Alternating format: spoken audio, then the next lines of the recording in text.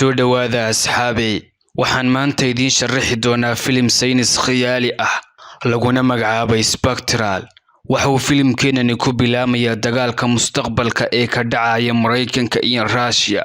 filimkeenuna waxa uu ku saabsan yahay magaalo uu dagaalku u bedelay burbur, taas oo dadka laga soo daadguraynayo. hase ahaatee mid ka mid ah safaradaasi daadguraynta ayaa waxa ciidamada Mareykanka soo weeraray cadow aan la arkayn, sidoo kalena aan la garanayn jihada ay ka imanayaan.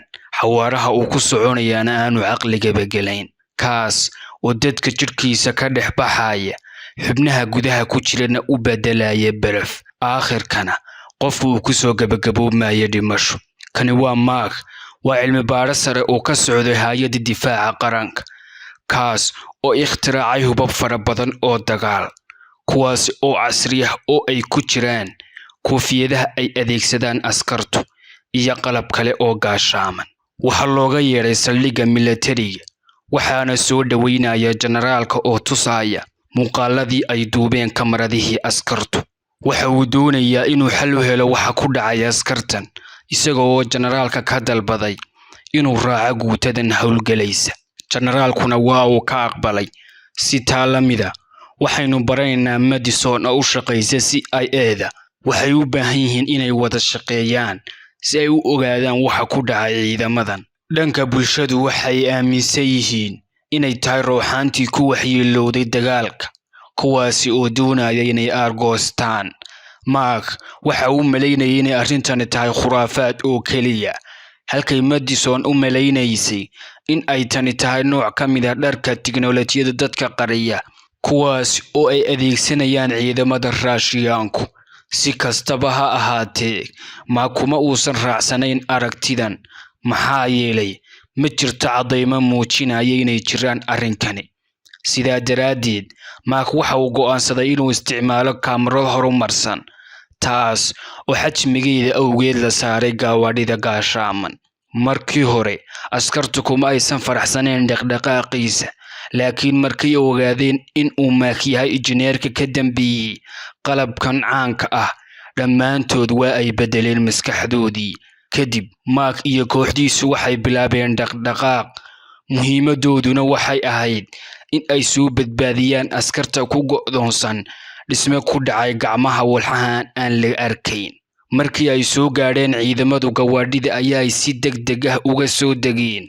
waxa la rumaysan yahay in ciidamo gurmad u baahani ay ku xaniban yihiin dabaqa afraad. waxay bilaabeen inay si taxadar leh u baadhaan dabaq kasta. xagga ay Mark iyo Madison ahaayeen kuwa ku jira baabuurta, waxayna la socdeen kamaradaha ku xidhan koofiyadda ciidanka. ciidanku waxay heleen saxan musqul qubays oo uu ku dhuumanayo askari dhaawac ahi. askarigu waxa uu sheegay in dhammaan saaxiibadii ay dhinteen, meydadkooduna ay yaalaan dabaqa sare. waxa uuna u sheegay inuu dhex maray wax buste barafoobay u eeg. markii ay howlwadeennadu tageen dabaqa sare, waxay arkeen meydad daadsan sidii la filayay, balse ma jirto wax calaamad ah oo rasaas ahi. xubnaha gudaha jirkooduna waa qaar barafoobay, laakiin waxay kamarada askarigu qabanayaan shay humaagaya oo dhaqdhaqaaqaya, waana ay rasaasaynayaan. rasaastuna waa ay iska dhaafaysaa sidii meel bannaan.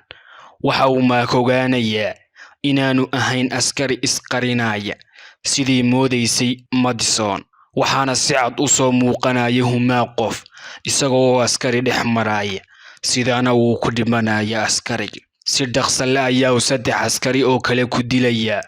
Markna waxa uu soo jeedinayaa inay isla markiiba meesha ka soo baxaan, ilaa rasaastuna ma dili karayso balaayadani. qaar ka mid ah askartii ayaa ka soo degtay markiiba iyagoo adeegsanaya xadhko. Markna baabuurka ayaa uu isna ka soo baxay, kamaradana waxa uu ku qabtay daaqadda ay askartu ka soo baxayeen. waxa uu si fiican u arkayaa humaag qof shabaha oo ifaya, waxa uuna ciidamada u ugaadhsanayaa midhmidh. hogaamiyaha ciidanka ayaa gantaal ku ridaya, laakiin gantaalku ma dilin humaaga. humaaguna waxa uu soo kacayaa dhankaasi hogaamiyaha oo isla markiiba qoorta ka siibayo. si taa la mida askarta ka soo baxday dhismaha ayaa u leynayaa, si askartii ka badbaada ayaa si degdeg leh u kortay gaadhiga. Nasiib darrase, gaadhigu waxa uu dul maray miinooyin la rakibay, waana ay rogmadeen labadii baabuurba qaraxa awgeed. waxaana khasab ku noqotay kooxda inay cagaha wax ka dayaan, ilaa nafi orad ayaa ay kugu aamintahay. waxaanay gabaad ka dhigteen warshad cidla ah. Madison ayaa ay madaxa jugi ka soo gaadhay intii uu qaraxu dhacayay, waana ay naxsan tahay. hadda waxa ay xaqiiqsadeen in waxaan soo weeraraya aanu bani aadam ahayn, sababta oo ah muuqaalku waxa uu dhex mari karaa gidaarka, sitaa lamida laguma dili karo rasaastana. kamaradooyinkii askarta badankooda waxyeelle ayaa soo gaadhay. Mark waxa uu shiday kamaradihii horumarsanayd. waxa aanu ogaanaynaa in humaagyadu ay ku wareegayaan bannaanka warshadda, sidii in ay wax ka hor istaagsan yihiin in ay gudaha soo galaan oo kale. waxaana ku xaniban xayndaab bir ah oo lagu soo wareejiyay agagaarka warshadda. waxaanay xaqiiqsadeen in ay dad kale ku sugan yihiin gudaha warshadda, waana cidda birtan ku wareejisay. waxay kooxdii bilaabeen in ay baadhbaadhaan warshadda ilaa ay markii dambe heleen albaab xidhan. si lama filaan ah ayaa uu qof xabad ugu furay gudaha. markii ay jabiyeen waxa ay ugu tageen gabadh yar iyo walaalkeed, iyada oo gabadhu u sheegtay in uu aabaheed yahay qofka ku xidhay birtan, si ay u ilaaliyaan inta aanu dilin ka hor humaagu isaga oo birta ku daadinaya meesha. waxay u sheegtay inantii yareed in uu aabaheed u sheegay inay noolayaashani yihiin qaar u dhexeeya nolol iyo geeri. Mark waxa uu generaalka ka dalbaday inuu gurmad u sameeyo. waxa uuna u sheegay generaalka inuu soo diri doono helikobtero si ay uga qaadaan goobtan, laakiin waa inay yimaadaan meel u jirta 800 mitir, taas oo aad u adag maxaa yeelay humaagyadu waxa ay wareegayaan meel kasta. laakiin si kadisa ayaa uu Mark ku helay qurubo fara badan oo bir ah, kuwaasi oo ku hadhay warshadda. kadibna waxa uu la yimi qorshe ah inay askartu isticmaali karaan qurubadan iyaga oo ka samaysanaya bambooyin bira qarxaya. waxaana uu kamaradii u bedelay toosh lagu arki karayo noolayaasha. dhammaan kooxdiina waxay indhahooda ku arki karaan humaaga. Mark waxa uu sheegay kooxdii inay dhaqaaq isku diyaar gareeyaan si taalamida. sidoo kale humaaguna waxa uu isku soo urursaday dhismaha hortiisa, isagoo oo doonaya inuu xayndaabkan ka gudbo uu soo gula gudaha warshadda. dhanka kale, Mark iyo kooxdiisi waxay bilaabeen inay ka baxaan albaab dambe. askartuna waxay bambooyinkii birta saydhinayay ku garaaceen humaagyada. inkastoo aan muuqaalkan la diri karin, si weyn ayaa ay u dhibaataynaysaa birtu. in muddo ah markii ay kooxdu socotay, waxa ay soo gaadheen goobtii helikobtarta lagu ballamiyay, iyada oo aan weli iman. tooshkiina waa uu ka xumaaday. noolayaashiina waxa ay ka soo weerareen jiha kasta. markii ay muddo cabsi ku noolaayeen ayaa waxay maqleen cod. codkaasi waxa uu noqon doonaa gurmadkii loo soo diray, waana taangii uu ka xidhan yahay toosh weyni. markii tooshka lagu qabtay dhismaha, noolayaal badan ayaa ka muuqda dhismaha, iyadoo ay taangiyadu toogasho ku bilaabeen, burburiyeenna dhismayaashii. laakiin humaagu waxba may soo gaadhin, ee waxa uu burburiyey taangigii iyo weliba tooshkii ku xidhnaa. waxaanay noqdeen mid aan la arkayn humaaga. sidaa daraaddeed waxa ay dilayaan askarta iyagoo aan wax iska caabin ah samaynin. wiilkii yaraa ayaa u ordaya meel bannaan ah si uu soo qaato silsilad aabihiisii oo ka dhacday. dhammaan kooxduna waa ay ka soo daba yaaceen. nasiib darrase waxaa dilaya humaaga. kooxduna waxay u kala qaybsamaysaa 2 qaybood. ugu dambayntii waxa goobta tami helikobtar, taas oo uu ku xidhan yahay toosh weyni. waxaa la arkayaa humaagyadii. kooxduna waxa ay fuulaysaa diyaaradda. Markna waxa uu dhulka ku jajabinayaa qurubada birta, kuwaasi oo kala firdhaya leydhka marawaxadda diyaaradda awgeed. humaaguna waxa uu ku xayirmayaa birta, iyaguna si nabad leh ayaa ay hawada u gelayaan. waxaa loo soo sheegayaa in ay saldhiggii la wareegeen noolayaashan humaaga ahi, iyada oo lagu ragayo gabaad rayid ah. Mark waxa uu aaminsanaa in inantan yar aabaheed uu wax ka ogaa noolayaashan. generaalka iyo kooxdiisuna waxay sitaan waxoogaa hub ah, waxayna ku imaanayaan 5 helikobtar. maxaa yeelay waxa lala wareegay saldhigoodii waxaanay ka fikirayaan siday uga adkaan lahaayeen noolayaashan. Dhammaantoodna waxa ay ka rajo dhigeen sidii ay uga adkaan lahaayeen, maxaa yeelay hubkan caadiga ah wax saamayn ah kuma yeelanayo.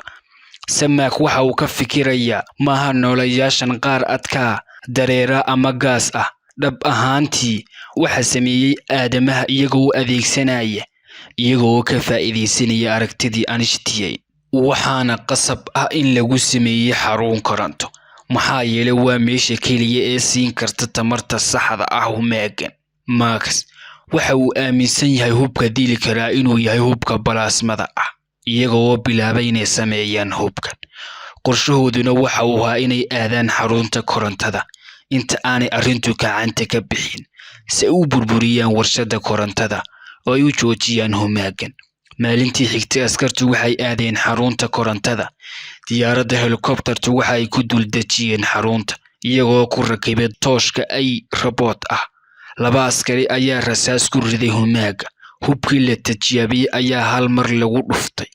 Humaagiina isla markiiba waa uu baaba'ay iyada oo la arkay guusha hubka. Si xamaasad leh ayaa ay askartii u qaadeen weerar hal saf ah oo ballaaran.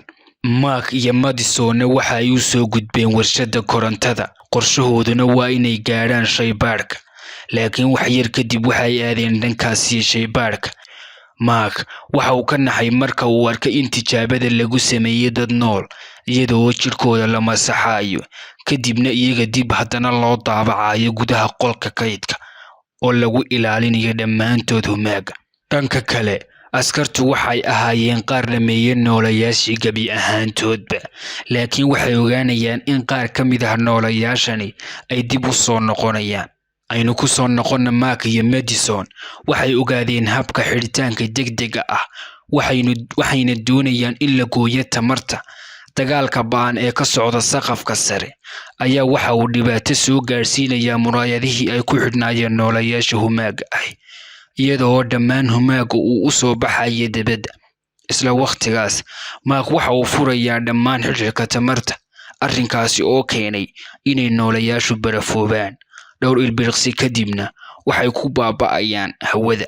Si lama filaan ah ayaa ay ugu arkayaan shaybaadhka bani aadam u dhexeeya nolol iyo geeri. Jirkooduna wuu dhintay, haddana weli ruuxdoodu ay nooshahay oo nolosha ku dareemaya xanuun daran. Mark waxa uu ka furay qalabkii ku xidhnaa, isagoo ka kala yareeyay dhibaatadii. Madison waxay doonaysaa dib loo soo celiyo qaar ka mid ah cilmi baadhista. Ugu dambeyntii, waxaynu arkaynaa ciidamadii oo dib u dhis ka wada magaalada, iyo Mark iyo Madison oo jarnaalka macasalaameynaya, kuwaasi oo kalaya helicopterta. Filimkuna waxa uu ku soo gabagabaysmayaa halkaas.